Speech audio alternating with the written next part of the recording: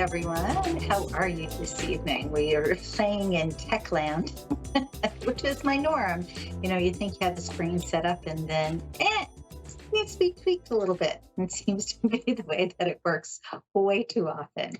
How is everyone this evening? I'm so glad to be here with you, as always, excited and delighted. I wanted to share a little bit today before we talk with callers about something that I think take for granted way too often, and that is other people. And what I mean by that is we have expectations of other people, right? And because we do something a certain way, or we would expect to do something a certain way, we think others are supposed to do the same. That often runs into a problem because not every person is the same. Now, we do run into people that are very similar to us, a friend that we say, oh my gosh, we're so alike, or somebody that we're dating and we say, we even take our coffee the same. However, just because there are certain things that you do that are commonplace doesn't mean that they're all. And you'll find oftentimes, I think we can all agree, that when we are in a romantic relationship, it starts out with a bang. Boom, everything is lovely because everybody is on their best behavior. Everybody wants to do things that make the other person happy. And not to say that once you're in a relationship, the other person doesn't want to make you happy, but we tend to relax a little bit. That said, I'd really love you to try something. If you are having some difficulty in your personal relationship, so romantic relationship, or even a familial relationship with a kid or with a spouse or with your mom, take a moment the next time something comes up and ask yourself, am I expecting them to do it the way that I do it? Or at the very least, check in with yourself and let your intuition do the work. And what I mean by that is allow yourself really and truly to focus on, if I sit still for a moment, if I'm just quiet for a moment, what do I know to be true? Because you have intuition, you have psychic abilities just like I do. The only difference is I use mine on a day in and day out basis. That said, it means that you will find, because I use it all the time, that I'm more attuned to it. But that's the same as anything. If you rode a bicycle every day, you could probably do it at times with your eyes closed. But if you rode a bicycle and then didn't ride a bicycle again for 30 years, might not be as easy, right? Think about your family. Think about your loved ones. If you're sitting in judgment and you're thinking, oh, I would never judge them, that's not who I am. You might even not be aware of it because it has to do with expectations. Check in with yourself again. Find out, is this me or is this them? And if you don't know, if you're thinking, oh, well, if I ask myself, I'm not going to know, really and truly use your intuition. Just get quiet for a moment. Close your eyes, take a deep breath, go,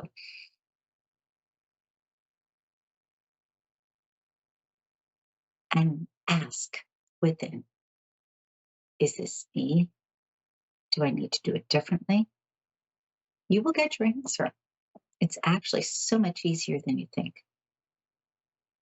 Okay, we have Deborah on the line from Arizona. Hi, Deborah. How are you? I'm doing well. How are you? I'm hanging in there. I think we all are. Yes. It's so funny. I was speaking with someone yesterday, no, the day before yesterday, and they were going on about their business and everything was really great. And then I spoke to their spouse today and they said they changed their mind. They're doing something completely different. What? That is that was just like, okay, the world at large is changing. Yes, it is. That So it is. You know, I've I heard think so much about ancestry curses, of bad luck. mhm, Me and my sister seem to have it. We have no luck at all, and we don't know how to change this. okay. There are some simple things you can do with different ceremonies, different rituals that can transmute energy. But the first one I would suggest, believe it or not, is you and your sister start focusing on no matter what our luck was before, it is now getting better. And the reason for that is you don't focus your attention on what was, and you don't focus your attention on the thing that you don't want because energy expands. And even if there is a familial curse, which would go back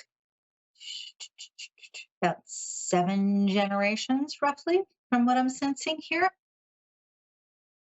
it doesn't matter. And what I mean by that is the whole thing about curses, yes, they have power and yes, they have an energy. However, you as an individual also have power, also have energy. If you stand in that power, if you stand in that energy, you start to diminish whatever taboo was around you or a family member way back in generations. And again, there are things that you can do. So, for instance, I'm going to go kind of full circle here. Part of this Okay. is changing mindset. Part of it is shifting energetically. Part of it is actually changing physical synapses in the brain so that they don't align with the idea of being connected to something unwanted or negative. The other part, there's a lot of parts, is Mhm. your understanding of what a curse is. Tell me what really and truly what your feeling is in respect to that? Because you've mentioned that you and your sister neither have good luck. However, No, what we does that don't. actually look like? Say that again, hon? And it seems like everybody else around us does. Okay. But can you make more clear as far as that goes? As far as, so if it weren't for bad luck, we'd have no luck at all type thing, like the That's what job I was waiting to promotions hear. or the Okay, that's what I financial was waiting to hear. situations, things like Here's the that. thing with that. If you hold on to that, it continues to happen. So there's something called a treatment, which oftentimes people that are ministers use and priestesses from different religions. And this is not about religion per se, it's more about how do we transmute what's going on with you. So remember what I mentioned before as far as the idea of whatever luck was is in the past and you're Hmm. open and allowing better luck to come. Number one. Number two, if you have a front yard, get yourself some fresh tobacco leaves and as close to the front door as you can bury, plant some fresh tobacco leaves. And as you plant them, you and your sister both in your residences, plant them with the focus and intention that you are returning to the earth what isn't yours. And it should Okay. be renewed. It should be transmuted because tobacco is in alignment. It's funny because people smoke and you hear about all these bad things, but tobacco in and of itself is very sacred. It's a sacred plant. So you want Okay. to plant tobacco. You want to use the statement we were talking about. And you want to be really mindful from now on about not saying if we had no luck, we'd have, if we didn't have bad luck, Correct. we'd have no luck at all. Get rid of Yeah. that vocabulary, truly. Okay. And then both of you pick something simple that you know that you could do so that you could say you have good luck. So, for instance, have you ever cooked a meal and had it turn out well? Hmm. Okay. Have you ever gotten a gift for somebody and they liked it? Yes. Okay. See where I'm going with this? Hmm. Focus on little things that you Okay. know that you do well or can do well or will be received well. That's also a part of luck. Because if your Okay. attention, and this is where the synapses in the brain starts to change, which is very cool. The synapses in the brain can extinguish. For instance, you hear about people with Alzheimer's, where the mind starts to change because they no longer have connections. By the same right, connections can be created and even recreated or expanded upon. If those connections up here are always widening pathways to allow in the thought and the feelings, and that's really important, the feelings that are connected with bad luck, then you will continue to grow those thoughts and those feelings, even if you see the contrary, even if you're seeing good things around you. Follow me? Yes. Okay. It's not going to be easy where you all of a sudden tomorrow wake up and go, hey, we've got good luck from here on out. Right. It takes practice. But what you may want to do is write a little sticky note or put something somewhere that you will see it every day that reminds you from now on, any luck that was not to your liking. You don't even have to say bad luck. Any luck that was to your not to your liking, you're letting it go. It's already happened. It's Okay. not in this moment. It's done. And you're open to having good luck from this moment forth. And again, focus on those little things that you know to be true. The tobacco, when you're planting it, if for whatever reason you can't put it in the ground itself, take a plant pot and put it as close to the front door with a pretty plant. Red is best if you can, if not pink, and put the Mhm. tobacco on the plant. Okay. When you're doing that, really focus again on the idea that you are equilibrating the energy in the earth that surrounds you, and that anything that you don't need, you are releasing. Now, the other thing, to Okay. get back to what I started with about treatment is really nothing more than the idea of allowing someone to help you achieve your goal. So, if you are open to me helping you with that, all I need you to do is say, I'm giving Halley permission. I'm giving you permission. Okay. That said, from this moment forth, the universe is going to treat anything that is not of your liking from past familial ties. Anything that has not brought you joy is now going to be left in the past. The universe is now open to delivering to you exactly what you want, along with pleasant surprises for both you and your sister, if she's in agreement. Yes, she is. Okay, just take a breath and know that the universe works to conspire to assist. But really practice from here on out the whole idea of that statement that is not of benefit. And as soon as you can, get those tobacco leaves in the ground. All right, my friend? Okay. Sure And will. thank you so much for calling. Thank you. Bye-bye. My pleasure. Bye. I believe we have John from Australia on the line. Yes? Hello, how are you? Hi, how are you? Hello. Good, thank you. Yourself? I'm sorry, say that again? I'm good, thank you. Yourself? I'm good. Just need you to speak up a little because for some reason on the air, it doesn't always come through as well as I would like. Did you have a specific question you wanted to address, John, or did you want me to just share whatever comes forth? Just share whatever comes forward, please. I don't really have any questions at the moment. I'm just confused. Okay. So it's really funny because as far as I can sense, you're not living on a boat. And yet I keep getting the No, feeling of, pardon? pardon? No, I'm not living on a boat. Okay. God, only worry. You said that, though. As far as, like I said, I could tell you're not. And yet there's this feeling of a boat or boats around you. So if you've not recently made some sort of agreement to take a trip on a boat, and again, doesn't feel like that's the case, I do get the sense of some sort of connection to a boat or boats or boating. That might be a better way to phrase it, coming up for you in the near future. For me, near future is usually 30 days to, we'll say, 90 days, but it feels like it's relatively soon. Do not be surprised if, let's Oh, say, a it's friend so funny that says, I'm sorry, go on. mate beside me, he owns a boat and he works on boats. I- We're just talking about the boat. How ironic is that? How cool. Okay, say that one more time. I'm so sorry. You're right. I think a reading might be coming through from my mate beside me. He works on boats. Gotcha. Okay. Then your mate might have a very pleasant surprise for you or something connected again to the boating, to boats. Just kind of keep it in the back of your head. I feel like when it pops up, you'll go, Yep. oh, okay.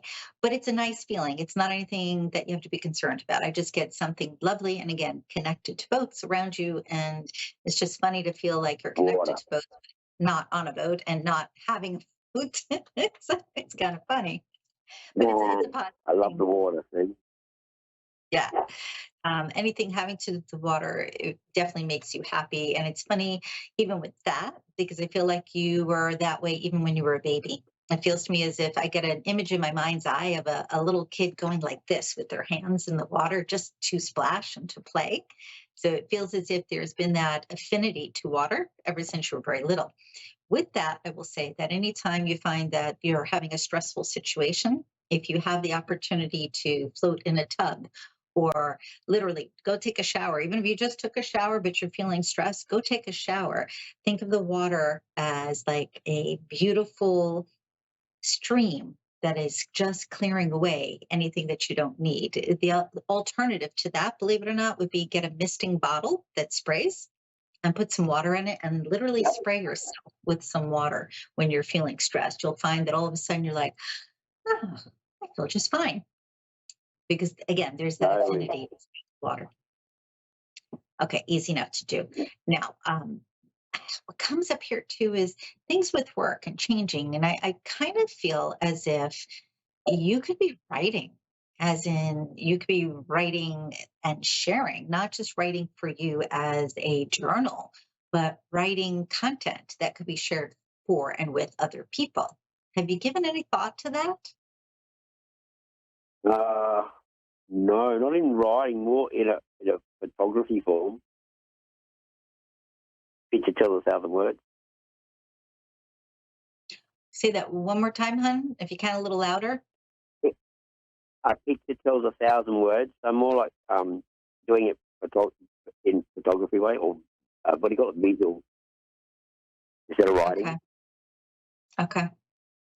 I just know that what I'm sensing here is there's not identical to the water, but in likeness, that this is of something of a value that you would enjoy in conjunction with taking photos, taking pictures. You may want to give some thoughts to actually naming your pictures, giving words to them, because again it feels as if there is some sort of connection with writing.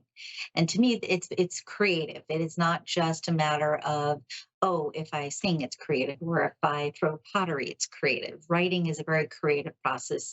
Photography is a very creative process. It's just there's a connection there for you, and I feel as if you could create or birth something into existence that you may have not thought about before. I will simply say Uh, see, be open to that I just because there's started my, what something. do you call it, Facebook professional too as a creator. Just started this morning. You just started this morning? Yes, my very first Great. blog on a photo. Yeah. Okay, beautiful. So you need to know that you are on track. And so the blog obviously has to do with expression, has to do with writing. You can add your pictures. I mean, know that you're on track because, again, there's a connection here that I was sensing. And this can go as big as Uh, you'd like it to go.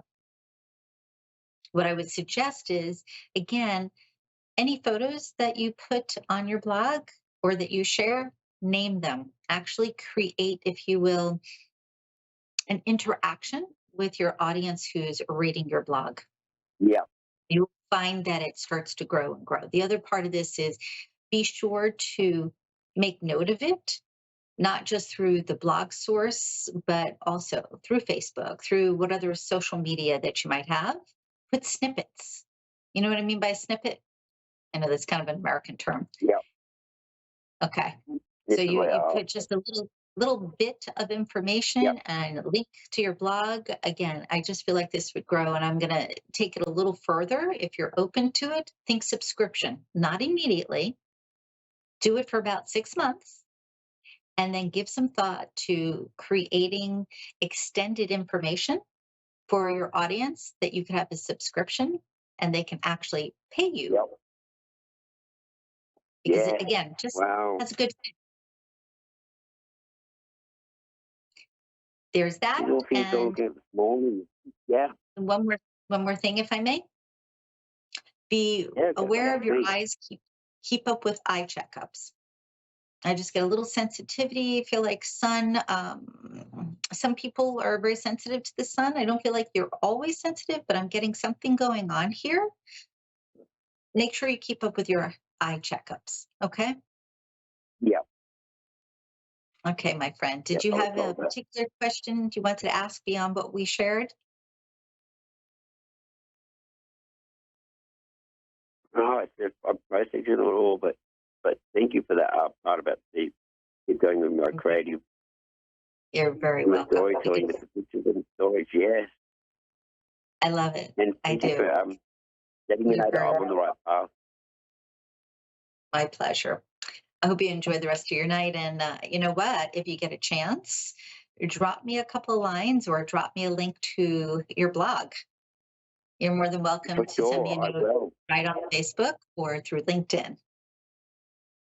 Most definitely, I'll make sure you're number one. Okay, awesome. That's great. Thank you. Yeah, no worries. Thank you very much. My pleasure. It's interesting this work that I do, and it's funny because I call it work, but it doesn't feel like work. I love the opportunity of interacting with people and being able to give them information that has value, that is helpful to them. It makes my heart happy because I often hear so many people that say, "Oh, I have to go to work. It's terrible." I really think about it. I actually know a couple of CEOs that are very or were very, very well off who decided to just throw in the towel. They said they don't want to do it anymore. They don't want to work so hard anymore. They weren't spending time with their families. They weren't taking vacations. Had a lot of money, nice house, and nice things, though there wasn't the time to enjoy it. Now, with technology being what it is and AI, things will get easier in a lot of different industries. Actually, all industry if it's applied properly. But I don't even want to go into that because it's that idea of we can have something really wonderful in our hands, and what we do with it is how we see it as an end result. But I will simply say that given the opportunity to work with these technologies that are evolving, including the AI, life could get very easy. I know so many are worried about losing their job. So we have, one extreme to the other. We have individuals who have been working really hard and they don't want to do it anymore. And they give up the big job that gave them a couple of million a year and they go and they get a little home somewhere in Tahiti. Or they tell their family that they're downsizing. The kids are like, "What? What do you mean? I want my Birkin back, my $10,000 back." "Well, you can't do that, Dad. You can't do that, Mom." And yet there's so much more to life. Don't get me wrong. Somebody wants to hand me a couple of $1 million, I'll say, "Thank you very much." But there is so much more that we need to pay attention to. And again, AI coming in the way that it has, it's showing us already. If you have a paper to write, but you're stymied on the proper grammar, you could check in with AI. If you need to put together something for ideas so that they're more cohesive, you can have it help you with that. Now, I'm definitely not the expert on this. I sit with radios and they explode. Little exaggeration, though. I have had some real weird things happen. I should share that one of these days. The point that I'm trying to make here is liking your job is something you should aspire to. And if you're thinking that it's a job as in like just over broke, nice little acronym there, then it's not something that's making you happy. And it's time to think in terms of shifting. Our world on the whole is shifting. When COVID hit, so many things happened where people were like, "Oh my gosh, I can't go out and my life is over." And yet, what did we do? We created new industry. And so many people who had gifts, people that I know that weren't using their psychic abilities, weren't using their mediumship abilities, weren't using their metaphysical abilities, all of a sudden began doing so because they weren't working their, quote unquote regular job. And now they're loving what they're doing and they're still helping people. They're still using those gifts. My point to all of this is if you have a resource, whether it's AI or it's the neighbor's kid who wants to train with you, take advantage of that if it makes your life easier. If you are less stressed, things come together easier. If you're less stressed, you're more open to hearing that divine information, whether it's here at the temple of your head, or here through your third eye, or through your heart, or clairsentient in your gut. It still becomes easier when you are not totally stressed out. When you're totally stressed out, you're distracted. I put something on LinkedIn last week, I guess it was, about, being grounded, being still. That really applies to all of us, even if you don't want to use metaphysical abilities. Just keep in mind that you have power. Keep in mind that you have gifts. It's just a matter of allowing them to come forward, not being afraid. Know that the universe gives you love. Know that the universe wants you to use the talents that you have. Now, if you'd like to connect with me for a private session, feel free to connect on the A1R page. I'm pretty sure we can write comments on there if I remember correctly. Reach out to me on the phone at 561-755-2166, and that is a U.S. phone number. Or feel free to reach out to me on Facebook. I mean, you could look me up on Google and probably find about 20 pages. I do have a book, by the way, if you're interested in learning about meditation, called Treasures Within, Meditation with a Friend. And I actually wrote it with a friend, John Castaghini. Have a good night, everybody.